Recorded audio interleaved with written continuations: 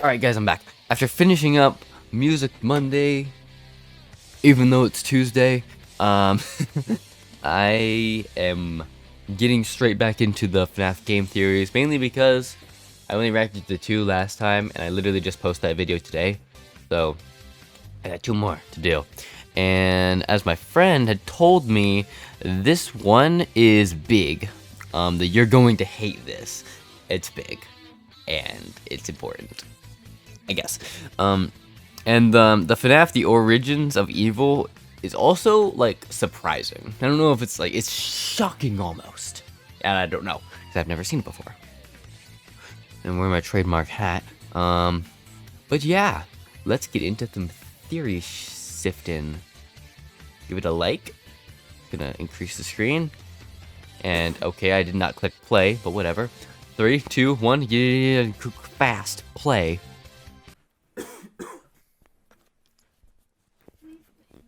Okay. Turn on my headphones all the way. Testing. Oh boy, yes, you're not Matt. gonna like this one, but I think we're right. Hello, Internet. Welcome to Game Theory. I don't the show always that like started being right. So many flame wars, you'd think we were a pizzaplex. So Oh, right now, I'm in the middle of that's a good re-examining one. every piece of FNAF lore the series has ever produced in order to construct a definitive timeline for the series. Or I should say, I was in Walmart the other day, and I did see, like, other, like, guidebooks for FNAF Security Breach and stuff like that. Don't know if he went through them. Definitely did. But still.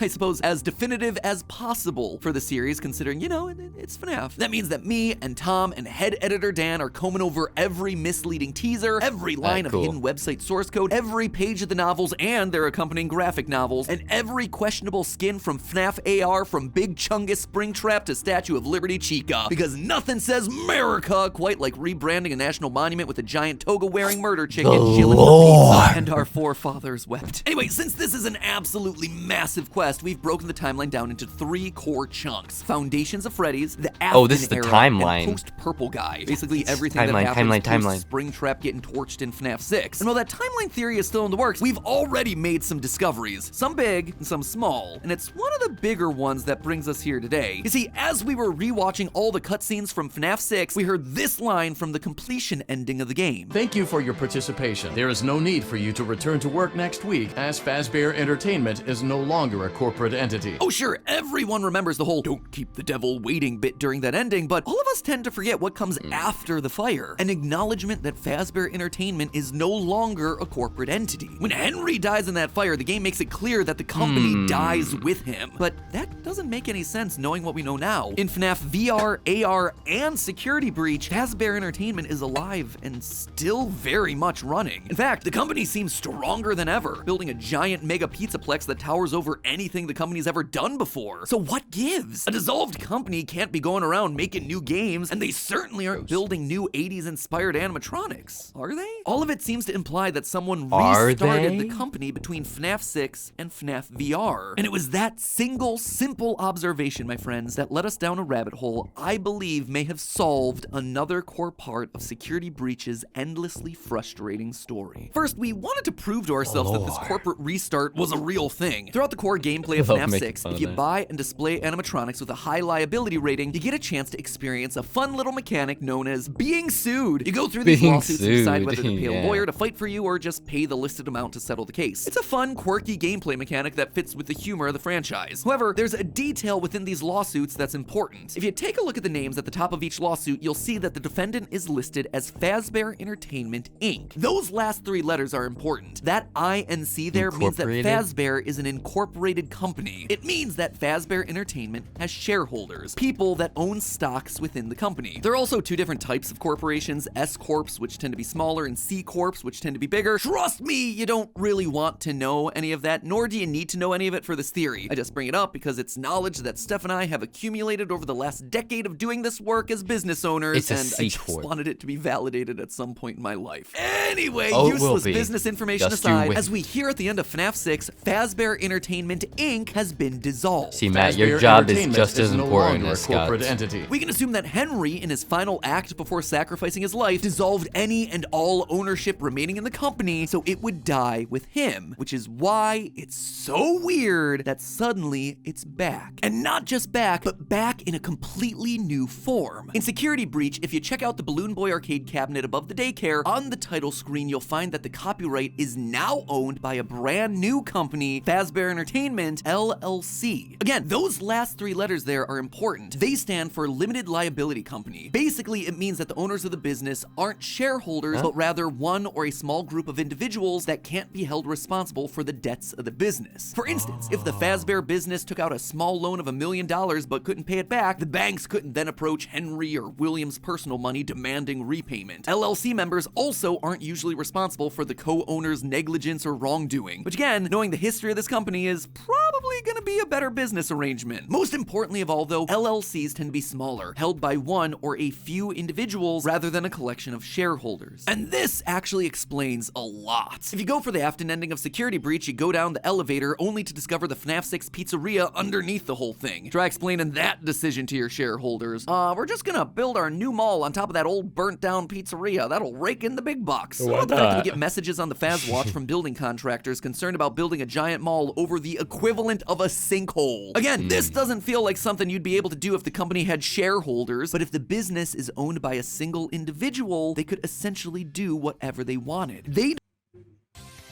Who's the man in the chair? I like that that's what this has come to. don't have to answer to anyone. In short, there is strong evidence to suggest that someone has restarted the Fazbear brand under this new corporate entity. But who would do that? Why would they do that? Was I just chasing down Honestly, my friend would probably do that just because it's funny. Ooh, children died at that restaurant? Ooh.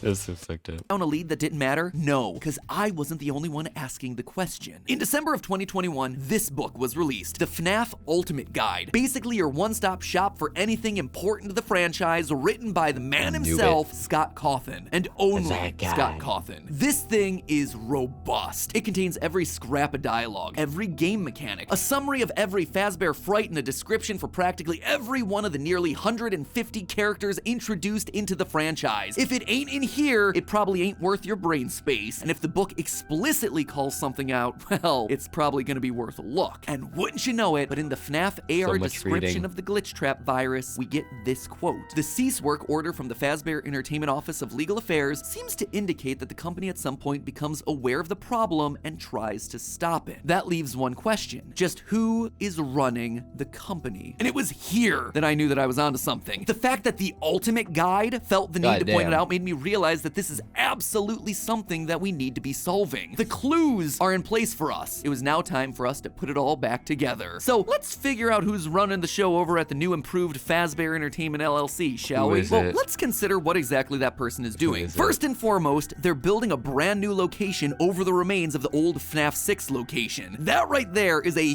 huge red flag. Why not just bulldoze the whole thing and build a new one? Unless, of course, they know what's down there. Because remember, underneath it all lies the heart and soul of this franchise, Afton. They are choosing to build their new location on top of his literal gravesite. The head of this new Fazbear Entertainment LLC wants access to him. And as we see at the end of the game, it seems like their goal is to bring him back to his former glory. But just having access to Afton's body isn't enough. This person wants more. We know that the head of Fazbear Entertainment want it LLC has all. been actively taking an interest in Vanessa becoming head of security, despite her having no qualifications for the position. We know this based on in-game messages. Quote, interview notes. As requested, here are my notes on today's chief security perfect officer mix interview. between me While and my Vanessa friend. seemed eager and bright, she doesn't appear to have any relevant background experience. I realize the recommendation came from the top, but we need someone who's run security for a facility of this scale. I do not recommend her for this position. Based on Who this is email, at the Vanessa should have top? never gotten the position, but note that it's marked for deletion. Someone wanted to hide the poor interview performance. Someone at the top. In yet another email, we see this. Quote again, new hire summary, head security guard, no prior qualifications, internal reference, name withheld. The person putting Vanessa forward for the job is trying to stay anonymous. But hold on, why would someone want to hire Vanessa despite her limited experience? Well, the only really special thing about her is that she's possessed. Like, you thought Vanessa was the new villain? No. It's... Imagine eventually a game where you have to actually, like, Assassin's Creed destroy Fazbear Incorporated. Fazbear, the entire franchise.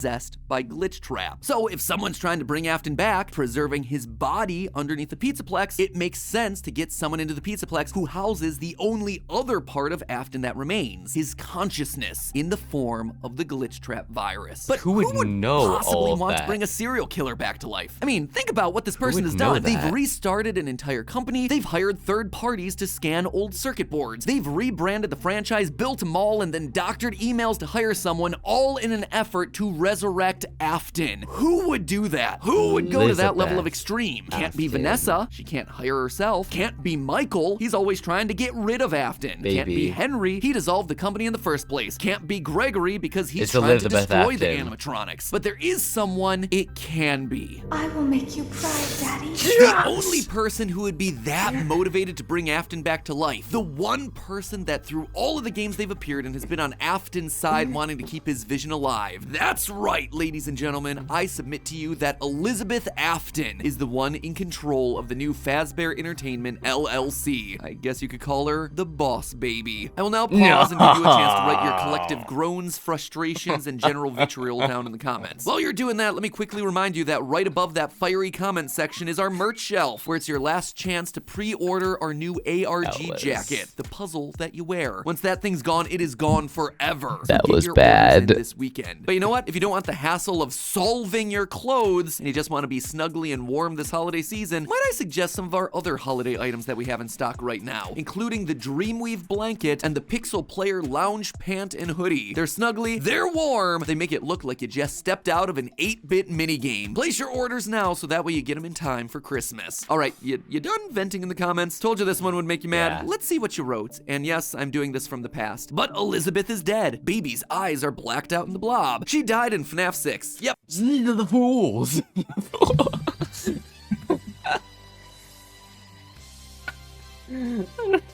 Yeah, no, man.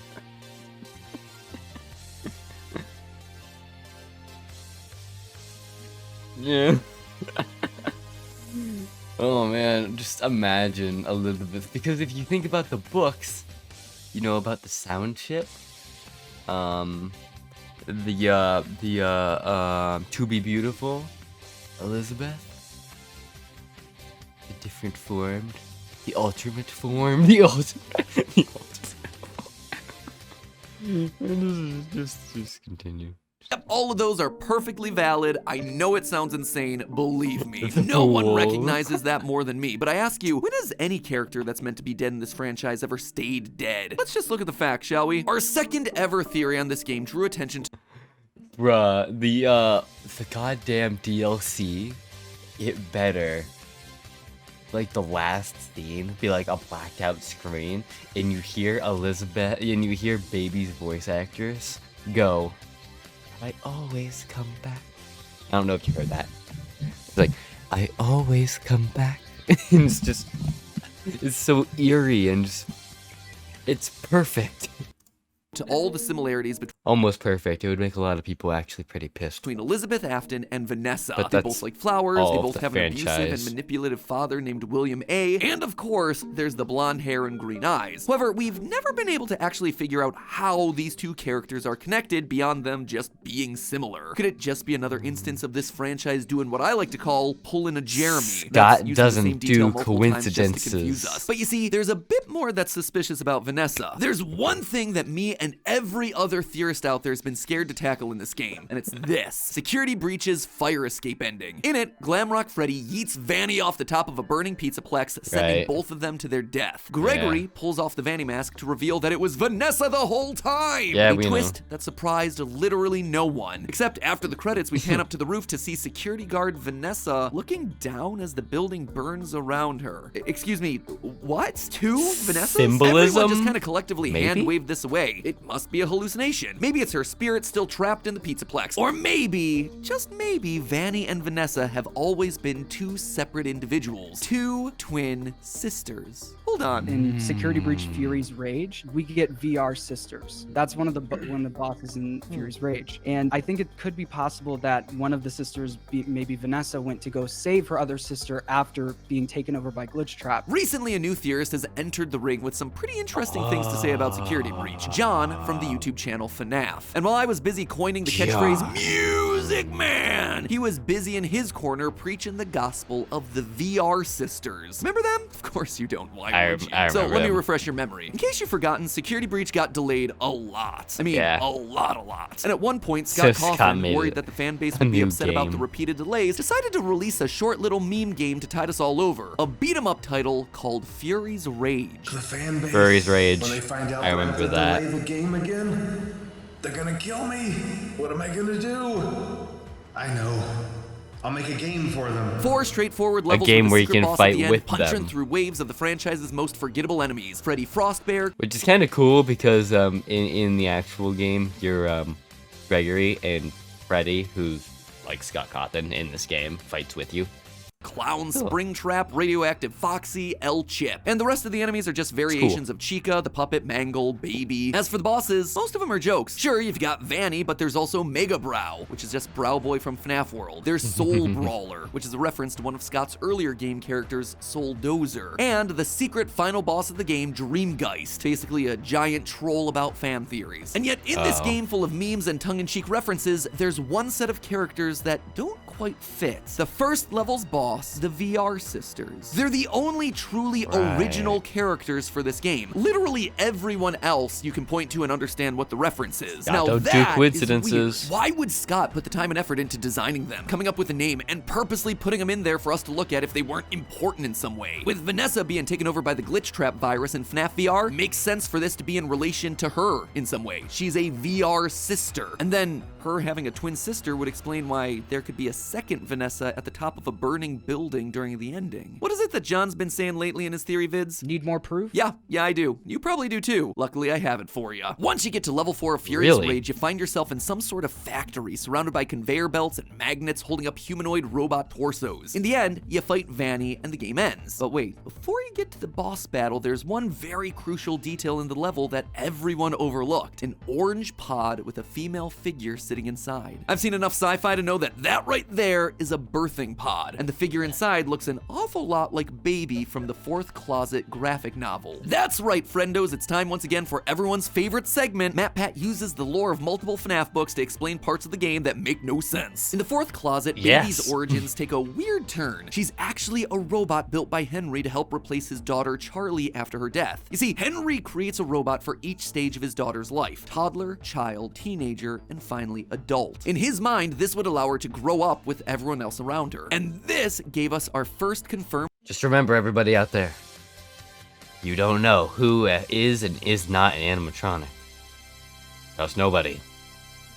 Not even the ones you love.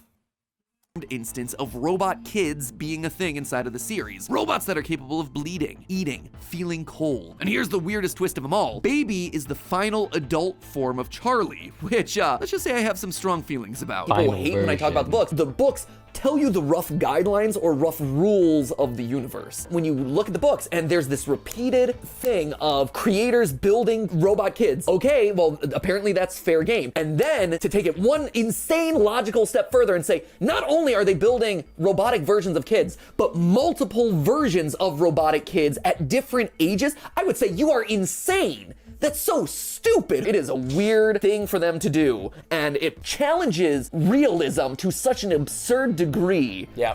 That you're like, yeah, and no one's noticing that this person that they're interacting with and that bleeds.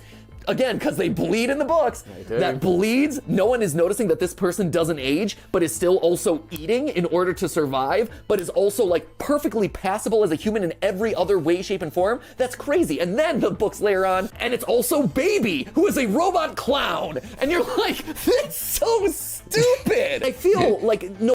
I mean, and in the canonicity of the universe, that just works. It's like, sorry, son.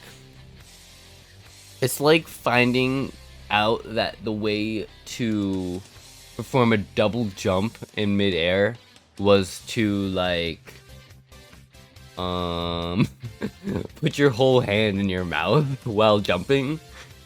It doesn't make sense, but no one's ever tried that. And if they have, that'd be quite interesting to see. Nevertheless. No wonder people think that the theories that we produce are insane, because it is, but we're just telling you what the books say. Welcome to the books, story. I guess. What's also interesting is that in the books, it's clear that previous versions of the robot humans don't have to stop working or die in order for newer, more grown-up models to activate. Both teenage Charlie and adult Charlie, aka Baby, are walking around, totally sentient with their own goals and motivations. One wanting to live a normal life, completely unaware that she's a robot, and the other looking to kill children in service of William Afton, bitter because she's a robot. Sounds a lot like the relationship between a certain young security Honestly, guard I'd and be her pretty twin sister pissed if I murder figured out I rabbit. was Now, a while we have robot no one day. evidence to really support Charlie being Wouldn't it be like, rebuilt that's in the pretty game cool? more like she I was don't in the know. books, it does seem like Elizabeth may have multiple sisters I would question of how my herself running package around. works, In the words but, of like, John, that's who pretty first much it. proposed this one a year ago, Question. It could be very well possible that once Elizabeth died, William Afton not too soon after rebuilt her and built different ages of her throughout the years, just like we see in the books, in robot form. So that could be VR sisters, two different versions of the same person. You know what? I think he's right. At the time, we didn't have the evidence, but now, I think he was ahead of his time. Move over, Gregory! There's a new This robot man's human in far town, and smarter her than we name thought. is Elizabeth Afton, and Vanessa, and Vanny, and probably the head of Fazbear Entertainment LLC too. All iterations of the same person from different life stages. All Elizabeth Afton. Some aware of who they really are, and some not. And one of those versions is Ruined DLC Girl. In some of Security Breach's cut dialogue, there are laugh lines that She's are the definitely youngest feminine, but also version. some that clearly mix in a young girlish tone. Hear that last one? Clearly there's a childish girl laugh with a bit of a British accent mixed in there, exactly like the voice of Elizabeth from Sister Location. Sites like the Cutting Room Floor attribute these as cut Vanny lines, which makes sense considering that there aren't many human females in the game, but that laugh seems awfully young for Vanessa, or Vanny. And that's not all. Going back to Fury's Rage, notice the shoes on the VR sisters, specifically the cool purple sneakers. I could have sworn that they had matched the design of the blonde girl's light-up sneakers in the Ruined DLC poster, but upon closer inspection, yeah, it was close, but not strong enough of a match for me to call it out in a theory. Dead end, right? No. Notice the two colors on those shoes, red and purple. Very specific shades of red and purple. And what's the coloring of our two VR sisters? Red and purple. No. Seems that maybe, just maybe, this blonde girl is also part of the Elizabeth sisters. So that would actually give us our 4 closets. Baby, the malfunctioning. original young girl Elizabeth in the Ruined DLC, Vanessa, the 23-year-old security guard according to the Fnaf AR emails, and Vanny, who, you know, just might be slightly older. Her being a robot would also explain how she survived a massive fall from the top of a pizzaplex without being totally disfigured. Personally, I think this would actually be a pretty cool idea, having all the versions of Elizabeth come together. This child, Vanny, Vanessa, maybe even the original Baby would show up to complete the tribe of robot Elizabeths. But doesn't all of We this learned disprove our my initial new theory? If Vanny is the goals adult in version of life. Elizabeth, then doesn't that mean we're out of Elizabeths to run Fazbear Entertainment LLC? We've filled all 4 of our closets. Well, not quite, because when you get to the very end of that final book, Charlie's love interest, John, stands by Charlie's grave after all the other known versions of her have died. He looks up and sees none other than yet another, slightly older version of Charlie standing in front of him. I kind of just wrote this off initially as a cute ending, but in the wake of what we've been talking about this whole time, it reveals that there were never just 4 closets. There were never just 4 versions of Charlie. closet. There were more. fifth Potentially an closet. infinite number of them, which honestly makes sense. Can't have a 20-something-year-old Charlie looking 20 forever. She too would need to age up to look like a woman in her 30s, her 40s, her 50s. This idea is also shown in Fury's Rage. While the VR sisters are the You first just, like, bosses, keep after you defeat them, changing. they become regular enemies during the 3rd level. There are dozens of them that come out to attack you, one after the other after the other. New ones being built to achieve their purpose. Other bosses don't do that in the like- game. And in stage 4, those humanoid robot Just, torsos like, hanging from the ceiling thousands look of a little different bit more on the robots in feminine a side to me. factory Robot women being workshop. built by the boatload, ready to replace the ones that we destroy, be they VR sisters or security guards or murderous rabbits. And at the top of the food chain is an older, wiser, more vengeful version of Elizabeth pulling the strings, looking to bring her family of robots all back together to the same place. I suppose you could say that makes the Pizzaplex the I believe true sister location. But hey, say all you want about Elizabeth's business practices, you gotta admit, she knows how to dress up a joint. I've always loved how the Pizzaplex looks. That 80s neon style just hits the nostalgia button hard It's for so me. bright. Fortunately, the metal posters from our sponsor Displate are here to scratch that very itch. Now I'm able to have all those bright neon colors fill in the office even when we're not focusing on FNAF's ridiculous lore. No joke, we actually had a bunch of our team come over to our home base in Raleigh recently and quickly realized that we hadn't decorated the place. So we headed on over to Display to add some much needed style to our blank walls. Now our team isn't just walking into a blank office, they're heading into Is this the just a gaming Displate ad? zone. And what's great about Display posters is that they're super durable. I don't want to listen to Pretty- Displate. This franchise we're I was fine with the off, other which one, is percent off. but I don't want Get that building your dream. I've done it. Okay, well, so before you get onto this, the origins of evil, we gotta think. Okay. You know what? I basically said everything I needed to say while in the video. So yeah, this one's a little shorter. Probably not a sponsor. You know what? I believe it. I believe it. That would make the most sense for what's going to happen. If that is what actually happens, I'm going to lose it. Amazing. I don't know what to think, but these make my brain quake. A little bit of a tense in the old brain. Okay. 3, 2, 1, play. I've done it. I've solved FNAF. And the clue that brings it all together is this. Don't you hate getting killed by obscure secondary characters? Hello, Internet! What? Welcome to Game Theory, where What? today I'm just gonna get straight to the point. This episode was supposed to be our final timeline, but you know what? It's not quite there yet. I think we're gonna have it ready for next week. There's just a few wrinkles that we need to iron out about Elizabeth's death specifically, but otherwise, I feel really good. Wait, and that means it's releasing this week. Because wait, when did this come out?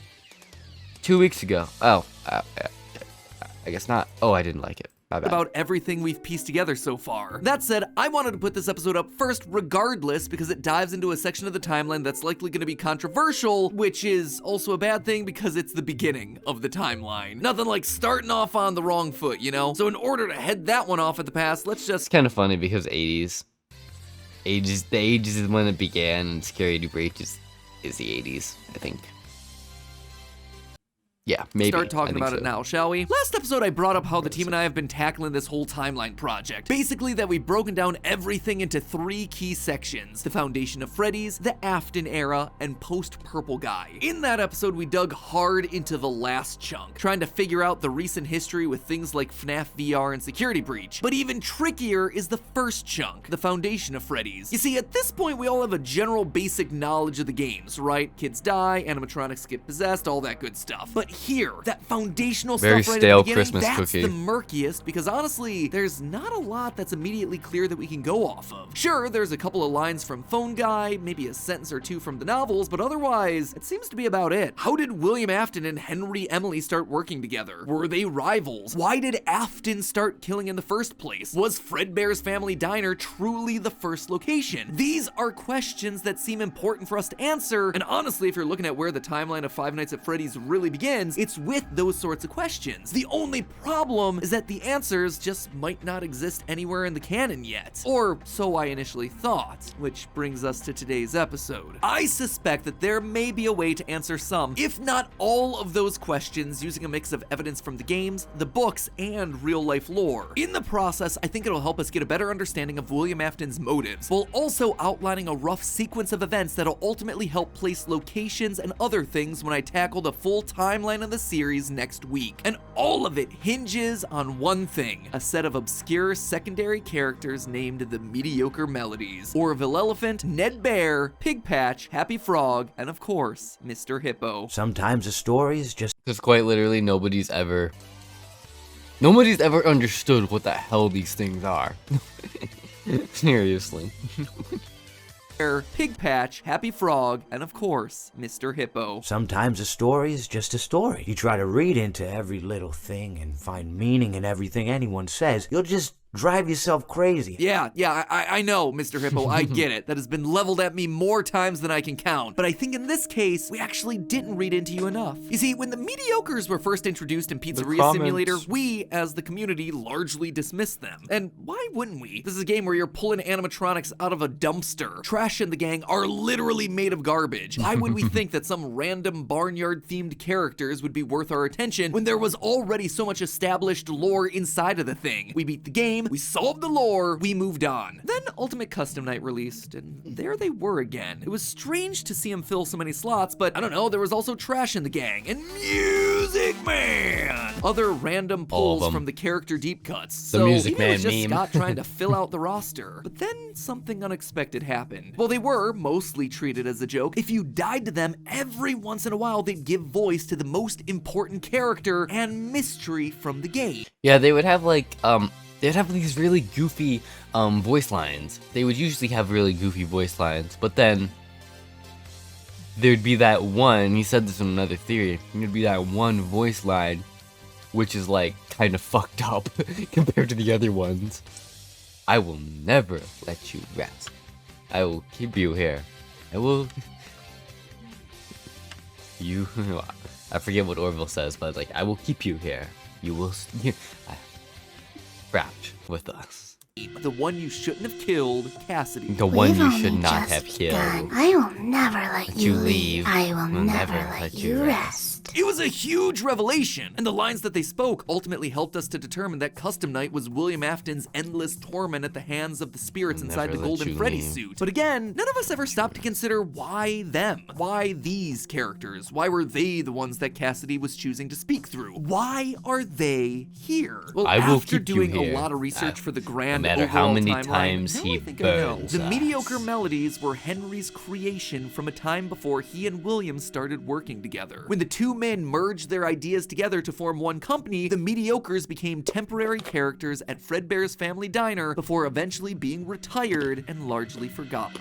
Oh, yeah! That is a lot of big swings that I'm making with some massive assumptions. So they're the let's just OGs. rewind and take it one step at a time, shall we? First, how do we know that the Mediocre Melodies belong to Henry? Well, let's just look at their design. It's very simple. They're similar to the Endo 01 designs from the Fnaf 1 animatronics, but even more rudimentary, with less flexible joints and less complex wiring. But the important point here is that for each one, the upper jaw and the lower jaw are entirely separate, operating using a very basic hinge towards the back of the head, or two metal bars that slide up and down along the side. And you see, that right there is what tells us they belong to Henry. Well, there are plenty of animatronics that fall into a nebulous zone of who designed them. There are a few pieces of tech that we can definitely trace back to their original creator. The Funtime animatronics, for instance, definitely came from Afton. Not only were they designed with the intent of luring and capturing children, something that just doesn't jive with Henry, but the blueprints outright have Afton Robotics written in the corner. Not much you can do to deny that one. Sound illusion discs? Another Afton creation, considering the backs of them are stamped with his company name as we see in the graphic novels. But the one I'm most interested in today is Lefty, the animatronic designed by Henry used to capture his daughter the puppet during FNAF 6. That was clearly not an Afton project. This was purely Henry's doing in secret. So, knowing that, did you happen to notice the two straight metal rods in the schematics with the jaw fully detached from the top of the head? It's an exact match for the design of Happy Frog. It's a Henry signature. But why does that matter? Well, the designs of the Mediocres also perfectly match up to the first generation of Freddy, Foxy, Bonnie, and Chica. We know that the Wizards were the earliest form of our Core 4 animatronics. These were the ones that had children stuffed inside of them and got possessed. They outright tell us this fact in Ultimate Custom Night. I was the first. I have seen everything. But have you ever stopped to look at how the Wizards were constructed? They use the exact same techniques as the Mediocre Melodies. They have a full separation between the tops of their head and their jaws. Withered Freddy and Foxy both have the hinge opening in the back like we see with Pig Patch, and Withered Chica follows the Happy Frog and Lefty model with bars in the jaw to aid in opening and closing the mouth. Think this is just a coincidence? Look at Chica in other games. Chica in FNAF 1, a fundamentally different design. Funtime Chica, definitely not. Toy Chica, nope. The only other time we see this sort of fully separated head design for animatronics is with the FNAF 6 Rockstar animatronics. Ones that, again, we know were built by Henry as part of his plan to lure everyone back to his pizzeria trap. In short, the animatronic design seems to be giving us a timeline of events. The Mediocres and Wizards were built by Henry early in the timeline of the games. Eventually, Afton starts to influence the designs more and more until Henry comes back to design the robots that were used for his pizzeria trap. But again, I ask, why does any of this matter? Isn't this just a minor detail? Me looking for connections where they don't really matter? No. Knowing that the Wizards and the Mediocres share a design seems like it might help explain another part of the lore, Happiest Day. In FNAF 3's Happiest Day minigame, we walk past children wearing masks that match the coloring and rough shape of the Mediocres. Pink pig, green frog, purple hippo, orange elephant, blue...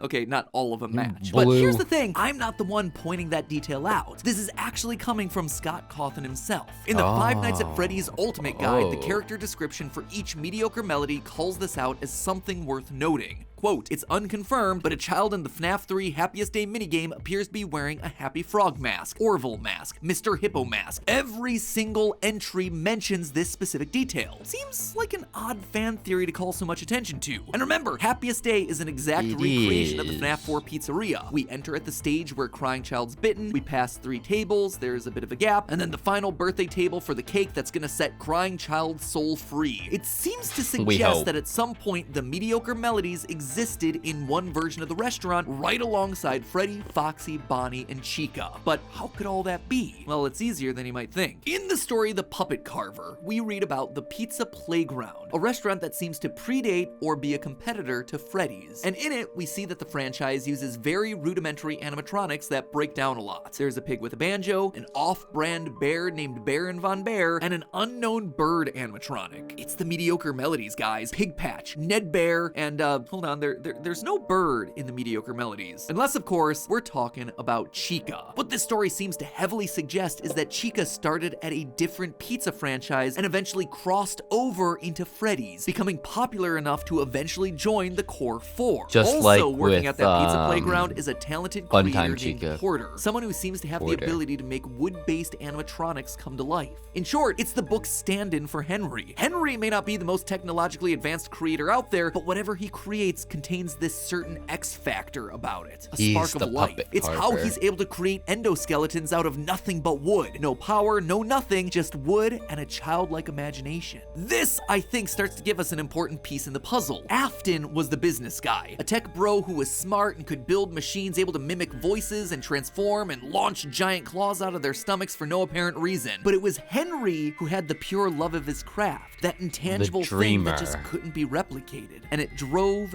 Afton crazy. In the Silver Eyes novel, we read a bit about Afton's old journals, that they were, quote, full of raving paranoia. Passages about Henry that ranged from wild jealousy to near worship, which now gets us moving towards a motive. You see, one thing that I kept getting stuck on in the building of a timeline was the question of why. Why does Afton kill? And out of everyone, why does he kill Henry's daughter, Charlie, specifically? She is one of, if not the first victim of the entire series. So why does Afton do it? Just because he's evil? Just because he's drunk from the bar at Junior's? No, he just I hates think Afton Henry. both loved and hated his business partner. He admired him and his magic, but also Hated him despised enough him to for kill his his success. daughter. This contradiction starts to point us to Afton's motive for murder. It also finally helps give us a framework for the early parts of their story. Loyal theorists, let me now point us to the most obvious place that we should have been looking for lore this entire time. Chuck E. The Cheese? history of the Chuck E. Cheese franchise. Because in a game all about animatronic pizza restaurants, why would we not look to see what creative inspiration Scott might have gotten from the real-life franchise that started it all? I am so dumb. It took me researching an episode so over on food theory dumb. to finally realize that I should have at least considered this at some point during the last 7 years of solving FNAF. Major head test moment. Yeah. Anyway, I did exactly that, and what I learned my friends was saw that. enlightening, to say the least. You see, what we now know of as Chuck E. Cheese actually started as the product of a feud between two rival animatronic pizza restaurants,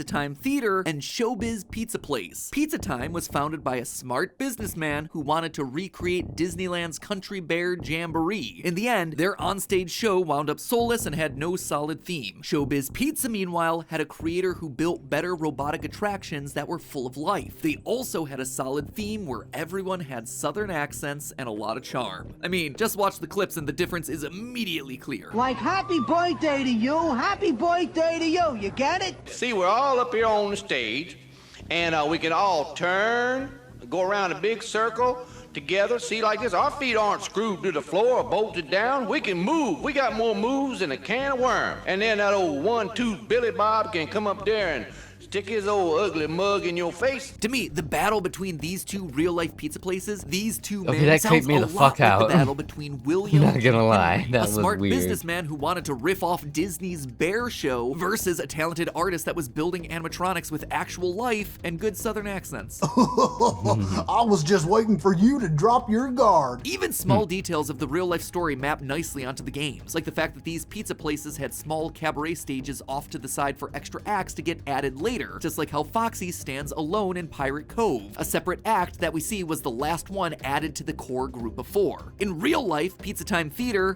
the one I most associate with William Afton, went heavily into debt and was forced to merge with Showbiz Pizza. That meant that, at least for a while, all the animatronics existed under one roof, but because the characters from Pizza Time were stronger for branding, specifically Chuck E. Cheese, that's the ones that they ultimately moved forward with. I suspect that something similar happened in the games. William's bear-themed restaurant went heavily in debt. He gets saved by his rival Henry, and the two merge their restaurants together to create Fazbear Entertainment. Chica, a mediocre melody, officially joins Fredbear's cast of friends, and the rest are slowly phased out to obscurity. And William, angry and bitter, never truly lives down the humiliation of his failure, prompting him to lash out in a drunken rage against Charlie one night behind the pizzeria. This feels right to me, to set up William as more than just an evil purple guy. This flow of events actually gives him a reason to want to kill, a motive. It also aligns with a lot of the interviews that Steel Wool Studios has been doing recently. J-Top, creative director at Steel Wool, recently acknowledged how important it is for your horror villain to be an actual, fully fleshed out, tragic character. Try not to set out to make a cool looking villain, you know? Go make a monster that have a reason for it. Look at like anthology horror. Here's somebody doing something really, really bad. Like they murdered someone. Something happens, often ironically, that then comes back to bite them. A creature is created, a situation is created, and then they're judged and they get their just desserts. Every big, horror icon essentially fits that structure in a way. Why is Freddy Krueger popular? Well, it's a revenge story, isn't it? Miss Voorhees, it's a revenge story. These aren't just like these supernatural forces that came out of nowhere to just hurt people and punish people. There were results of other wrongdoing. William Afton, if I'm right, follows this exact pattern. His jealousy over Henry's skill causes believe him it. to lash out, which in turn dominoes to him building the very robots that'll eventually I take this Elizabeth theory and his as crying fact. child's son away from him. The other thing that this mediocre melody timing issue may help explain is Cassidy's death. In the Fazbear Frights books, there's Andrew, who's Game basically fact, the book not stand-in game for theory. Cassidy. I know we're always supposed to take things in the books with a grain of salt, but Andrew here is an angry spirit that keeps William's soul tethered to a hellish purgatory so it can be punished again and again and again. He's also known to have had his body stuffed inside of Golden Freddy, so really the connections between the two aren't subtle. But Andrew has two unusual details about him. First, he wears an alligator mask. Second, and even more strangely, it's repeatedly made clear that his soul is attached not to an animatronic or an endoskeleton or anything like that, but to a battery pack, of all things. Now that is unusual. He's stuffed into Golden Freddy, but his soul is in a battery pack. Where in this franchise do we see animatronics using battery packs, let alone off-branded animals using battery packs? Oh wait, it's the Mediocre Melodies. Could they possibly have been around during the missing children's incident? Yes. Given what we already talked about with the Generation 1 Freddy, Foxy, Bonnie, and Chica matching the designs of the Mediocre Melodies, it's certainly possible. We also see that the Golden Freddy suit has the same Henry style of design. In both the Fazbear Frights illustrations as well as FNAF 4's minigames, we see that Golden Freddy has the separated jaw controlled by 2 straight bars, just like Lefty and just like Happy Frog. And last but certainly not least, we come all the way back around to the point that I started this whole episode with. Cassidy speaks through them, of all characters. Not through Golden Freddy, not through Fredbear, through the Mediocre Melodies, the animatronics with a battery pack. Just thought it was an interesting series of connections. So anyway, those were some stray observations that I've been kicking around about the Mediocres. What do you think? Do they have greater lore importance to the story than we initially thought, or are they just meant to be a joke? Am I just falling victim to everything that Mr. Hippo warned me against? Let me know down in the comments below now, because this is your last chance for them to affect the final FNAF timeline for 2022. Our interpretation of all the events in the series up to now. That episode will be coming in the next week or two. I swear, I am not putting it off anymore. We are gonna plow through this thing to the very end. We have gotta finish it. Gotta finish it, man. You've gotta finish it. You're so close. Just do it. So make sure you subscribe to know when that one is uploaded. And in the meantime, remember, stay hydrated. I appreciate that today's theory might be a lot to swallow. Fortunately, you can wash it down with help from today's sponsor, Air Up. In the FNAF world, smell is usually a bad thing. It's the kind of thing that you can get fired for. But Air Up is using smell for good. And the science behind this thing is fascinating. Confession time, I do not drink enough water. Mostly because I just want my drinks to taste like something, not just water. What is stuff. this? Hence why I'm addicted to soda and Diet Coke. But I don't Air want to Up know what has this actually is. invented an incredible way to help people like me kick their soda habit by making water taste good without aspartame, without artificial sweeteners, without sugary syrups. What do they use instead? Nothing. They use science. They use these scent pods that fit directly onto the top of the bottle. How does that possibly change the flavor of your water? Well, have you ever heard that smell is more important than taste? That is what Air Up is taking advantage of. These pods are full of flavorful smells like apple, peach, wild berry, which is my personal favorite. And by having the pods in front of your nose as you drink, it makes your brain think that that's what you're tasting. But in fact, you're just drinking good old H2O with no additives, no preservatives, no nothing. And just like I'm sure some of you were skeptical of this theory, that's I too really was smart. skeptical about whether this would actually work. Really Then I smart. tried my first pod, the watermelon flavor, and I was blown away. It was subtle, not overpowering. It took me back to eating watermelon with my family over the summer. Immediately, it just felt more refreshing than plain old water. And the great thing is, if you want to break from the scent and you just want to switch over to good old-fashioned water every once in a while, you can drop the scent ring down away from your nose and you're back to drinking out of a regular water bottle. I gotta say, the first time I used this, I was hooked. I How long do immediately they ran to last, them and said, though? hey, please sponsor us, because that is how strongly I felt about this product. I've been using this bottle constantly, especially during our long brainstorming sessions up in the Sorry, I'm cutting it short, but Fnaf attic, as Tom and Dan can attest to. And I genuinely believe that you guys are gonna love it as much as I do. So head on down to the description and check out the special bundles that they're doing right now for the holiday season. This is probably your last chance to get some of these awesome deals, so get them while then I'm too late. Theorists, description, healthier. Okay, there's as nothing always, else. my friends, remember, it's just a theory. A game theory. Thanks for watching. But it's not, though. But it can't. Is it a theory if it has been proven right? I mean, this one hasn't, but in the past, I mean, a couple. Still.